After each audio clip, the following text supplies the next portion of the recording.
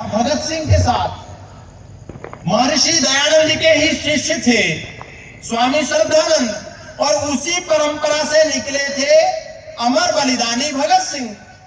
अमर बलिदानी भगत सिंह के दादा सरदार अर्जुन सिंह का यज्ञोपवीत संस्कार, जनेऊ संस्कार महर्षि दयानंद ने किया था। उनके पुत्र सरदार किशन सिंह महर्षि दयानंद के आर्य परंपराओं के अनन्य भक्त थे, और उनके भी पुत्र भगत सिंह राष्ट्रभक्ति को लेकर के अत्यंत समर्पित थे। लेकिन देखिए, कुछ प्रकार के विजातीय द्रव्यों ने इस पूरी परंपरा को, चाहे वो स्वामी श्रद्धानंद हो, चाहे वो महर्षि दयानंद हो, चाहे वो भगत सिंह हो, इनको कैसे षड्यंत्र के तहत बदनाम किया। जैसे ही नौजवानों के सामने भगत सिंह का नाम लिया जाता है तो एक ही बात उसके साथ षड्यंत्र के वशीभूत जोड़ी जाती है कि भगत सिंह तो नास्तिक थे। जोड़ी जाती है कि नहीं? हाँ ना तो कीजिए। जोड़ी जाती है कि भगत सिंह ईश्वर में आस्था नहीं रखते थे, ईश्वर में श्रद्धा नहीं रखते थे।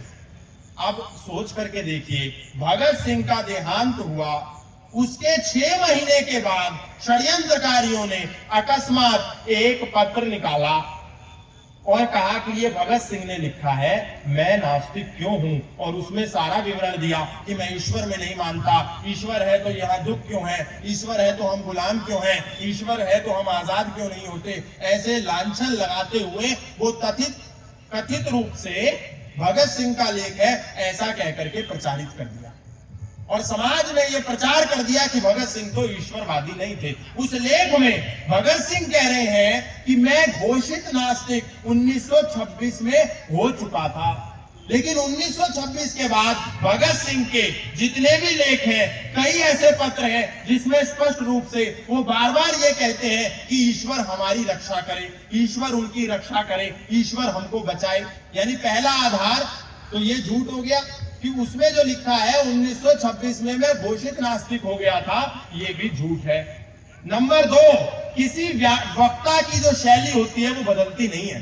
मैं यहां पर बोलूं तो दूसरी शैली में बोलूं, मैं हैदराबाद में जाकर के बोलूं तो दूसरी शैली में बोलूं। और हमारे अग्निदूत पत्रिका के संपादक हैं करमवीर जी, आप इनका कोई भी लेख पढ़िए, विषय बदल सकते हैं लेकिन लेखन की शैली नहीं बदल सकती।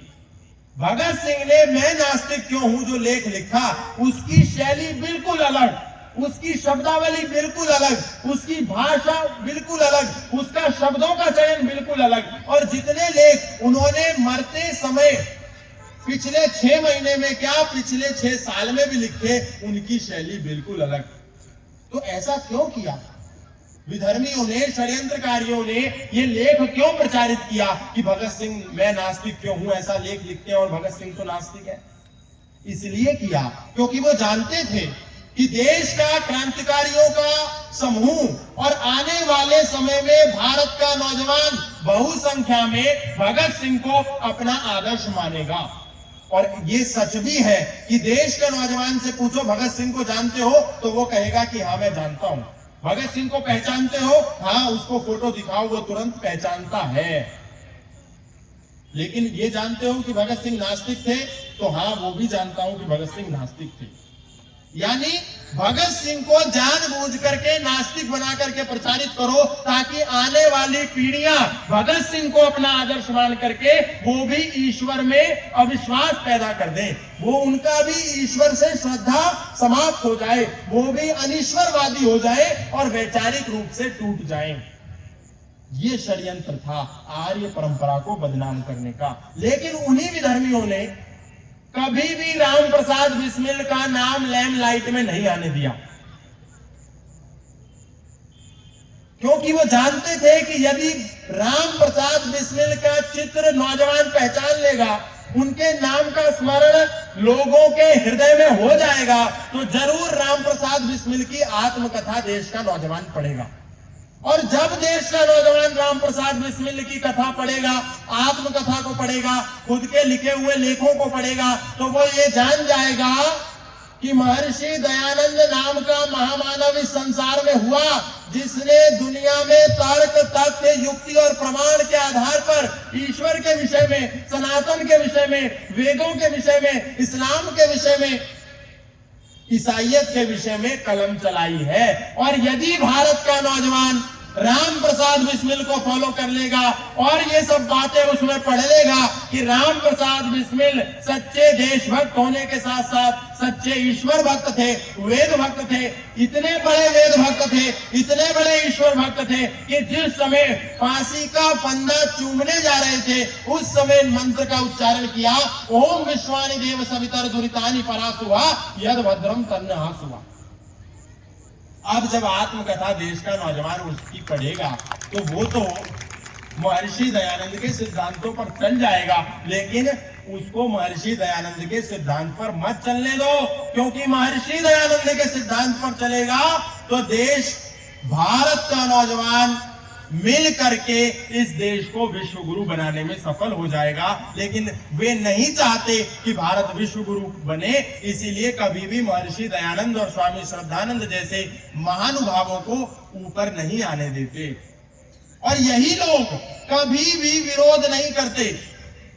गुरु नानक देव का, उन्होंने भी तो मूर्ति पूजा का खंडन किया था, कभी विरोध नहीं करते। कबीरों का, उन्होंने भी तो मूर्ति पूजा का खंडन किया था, कभी नहीं विरोध करते। दादू दयाल का, उन्होंने भी तो मूर्ति पूजा का खंडन किया था, कभी नहीं विरोध करते। स्वामी विवेकानंद का, उन्होंने भी तो मूर्ति पूजा का खंडन किया था। लेकिन सारे मिलकर के केवल और केवल ऋषि दयानंद को क्यों टारगेट करते हैं? क्योंकि वो जानते हैं कि भारतीय संस्कृति की विशुद्ध परिभाषा, भारतीयता को जीवित रखने के लिए वेदों के सार के रूप में, इस्लाम के खंडन के रूप में, ईसाइयत के दुष्प्रचार के रूप में, सत्यता के रूप में उन्होंने एक अमर ग्रंथ लिख दिया है भारतीय संस्कृति पर आधारित, जिसमें उन्होंने ईश्वर भक्ति के बारे में, वर्णाश्रम व्यवस्था के बारे में, संस्कार व्यवस्था के बारे में, गुरुकुल परंपरा के बारे में, सनातन में आई हुई कुरीतियों के बारे में, इस्लाम के पोल खाते के बारे में और ईसाइयत के झूठ के बारे में डंके की चोट पर लिखा है।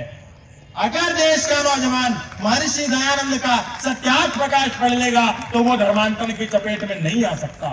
लेकिन विधर्मी चाहते हैं कि देश का सनातनी नौजवान धर्मांतरण की चपेट में आए, इसीलिए महर्षि दयानंद को बदनाम कर देते हैं, आर्य समाज को बदनाम कर देते हैं कि आर्य समाज तो नास्तिकों का गुट है, गिरोह है, इनसे बच करके रहना। आर्य समाज तो राम को नहीं मानता, आर्य समाज तो कृष्ण को नहीं मानता, आर्य समाज तो हनुमान को नहीं मानता। ऐसे ऐसे झूठ प्रचारित करते हैं, जबकि सत्य यह है कि आर्य समाज ही राम को भी मानता है और राम की भी मानता है, कृष्ण को भी मानता है और कृष्ण की भी मानता है, हनुमान को भी मानता है, हनुमान की भी मानता है। केवल वो जाकर के चित्र की पूजा नहीं करता, वो चरित्र की पूजा भी करता है। केवल इतना सा भेद है, लेकिन हम नहीं समझ पाए। और इसीलिए आप ये जानते होंगे कि आर्य समाज के साथ साथ देश में बहुत सारे संगठन हैं। राधा स्वामी है, धन निरंकारी है, ब्रह्म कुमारी है, ब्रह्म समाज है, धन धन सतगुरु है, सच्चा सौदा है। लेकिन कोई भी व्यक्ति कभी ये नहीं कहता कि ब्रह्म कुमारी वाले कभी ईश्वर की बात करते ही नहीं, केवल अपने ही गुरु जी को ईश्वर बना करके प्रोजेक्ट करते हैं। ये ऐसा क्यों करते हैं? कोई नहीं कहता, क्योंकि उनका विरोध करने से उनको कोई लाभ नहीं है। क्योंकि ब्रह्म कुमारी वालों के किसी भी बात से उन चोरों की दुकानों पर ताला नहीं लगता। राधा स्वामी का कोई खंडन नहीं करता कि वो अपने ही गुरुओं को परमात्मा बना करके प्रोजेक्ट कर रहे हैं। और राम और कृष्ण की कभी बात नहीं करते। उनके समाजों में, उनके संगठनों में, उनके परिसरों में दूर दूर तक भी राम कृष्ण हनुमान शिव दुर्गा पार्वती का चित्र देखने को नहीं मिलता, केवल उन्हीं के गुरु का चित्र मिलता है। कभी खंडन नहीं करते, क्योंकि राधा स्वामी वालों से इस्लाम को कोई खतरा नहीं है, वामपंथ को कोई खतरा नहीं है, ईसाइयों को कोई खतरा नहीं है, और ढोंगी आडंबरी पाखंडियों को, बनावटी दिखावटी मिलावटी लोगों को, इन तथाकथित झूठे संगठनों से कोई खतरा नहीं है। इनको यदि खतरा है, मिलावटी लोगों को, दिखावटी लोगों को, बनावटी लोगों को, तो केवल और केवल आर्य समाज से है। इसीलिए सबने मिलकर के आर्य समाज को भरपूर बदनाम किया, और इतना बदनाम कर दिया कि व्यक्ति आर्य समाज में घुसने से पहले कभी कभी तो ये सोचता है कि मेरे को भी देश निकाला ना मिल जाए। लेकिन अब हमारे इन नौजवानों ने इस परिपाटी को तोड़ करके, इस झूठ को लांघ करके समाज में सत्य का प्रचार किया और हमारे समाज के सब लोगों तक ये संदेश पहुंचाया कि आर्य समाज वेदों का रक्षक संगठन है। कोई मत, कोई पंथ, कोई संप्रदाय, कोई मजहब नहीं है, ये संगठन है। जैसे हमारे आदरणीय राष्ट्रीय स्वयं सेवक संघ के महानुभाव यहां पर बैठे हैं, जैसे आरएसएस एक संगठन है, जैसे वीएचपी एक संगठन है, जैसे बजरंग दल एक संगठन है, उसी प्रकार से एक धर्म के सिद्धांतों का सत्य के आधार पर प्रचार करने वाला आर्य समाज भी संगठन है। ये कोई अलग मत नहीं है, क्योंकि ऋषि दयानंद ने कभी नहीं कहा कि मैं ईश्वर हूं। उन्होंने ये कहा कि मेरी पूजा मत करना, मेरे मरने के उपरांत मेरा कोई मठ, मेरा कोई मंदिर, मेरा कोई स्थान, मेरा कोई संस्थान मत बनाना। मेरे शरीर को जला देने के बाद उसकी राख को ले जाकर के खेतों में गिराना। दुनिया के किसी महापुरुष ने इतनी बड़ी बात नहीं कही। उसी पद चिन्ह पर चले श्रद्धेय स्वामी श्रद्धानंद।